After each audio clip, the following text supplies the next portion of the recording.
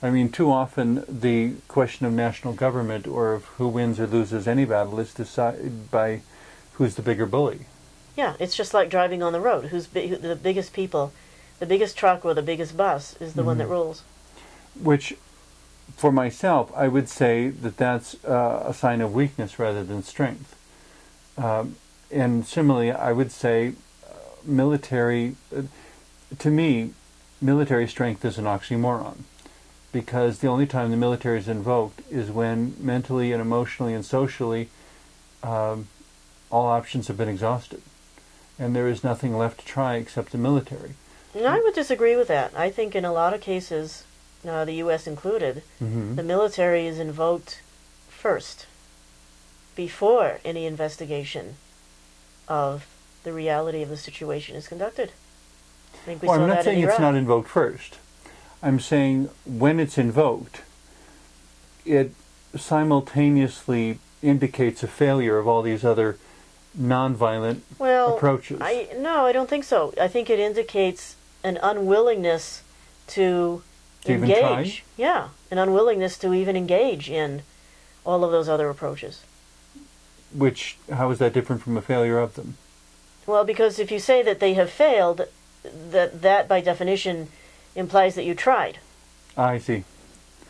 Where I think for most military campaigns, they're not even trying. They're not even trying. Yeah. No, they don't even try. But that's where I would say that the military is an expression of weakness, because to me a demonstration of strength, and this is possibly just related to my own ethics and values, but to me a demonstration of strength is to accomplish justice without firing a shot, to accomplish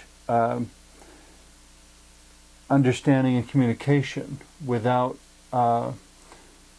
coercion. Without coercion, without being adversarial.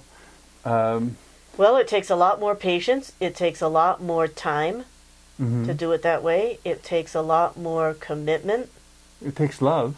It takes love for people that you might not like very well. But you have to love them enough to defend their existence. Right. And I apologize to all the historians watching. I don't remember the speaker, the one who said, I may disagree with you completely, but I'll defend you. I may disagree with your statement, but I'll defend your right to say it. Defend your right to say it, yeah. That's a difficult ideal to which to commit oneself. Yeah. But it is consistent with love, and it is a strength that mere military force can't understand. Yeah, and if you look at people who have come from military backgrounds and have migrated into various peace communities, they'll tell you that when they were in the military culture, these things are never discussed. These things never come up as possibilities. It's all about weapons. It's all about force. It's all about us and them. See, and I would say these things must be discussed, or we are repeating the same mistake of the Nazi forces of World War II. If these things are not discussed, we once again have hundreds of thousands, millions of people saying, I just did what I was told. And we have not stopped the evil from repeating itself, just as they say history repeats itself, only when we don't learn. Yeah, the problem, though, is unless something is truly horrifying, truly extreme, and universally condemned, you'll always get a continuum of people who who operate on a continuum of tolerance for such things. So the ability, they're so afraid of overreacting that they don't react enough. No, the ability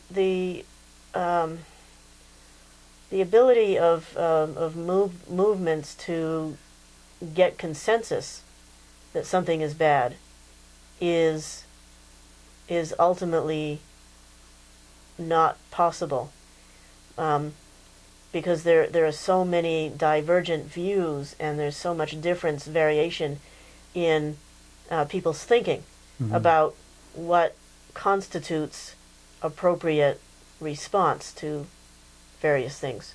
Which, in a sense, brings us back to the notion of divide and conquer, that as long as you can keep the solidarity from happening, you paralyze the good. Right. If you specifically don't do things that are so universally abhorrent that you can keep the society divided and conquered in their opinions and their responses, then yeah, you're manipulating them and doing a pretty good job. Mm-hmm. Well, let's hope there's enough of us willing to stand up and say no. In any case, thank you very much for joining me in this conversation today. You're welcome.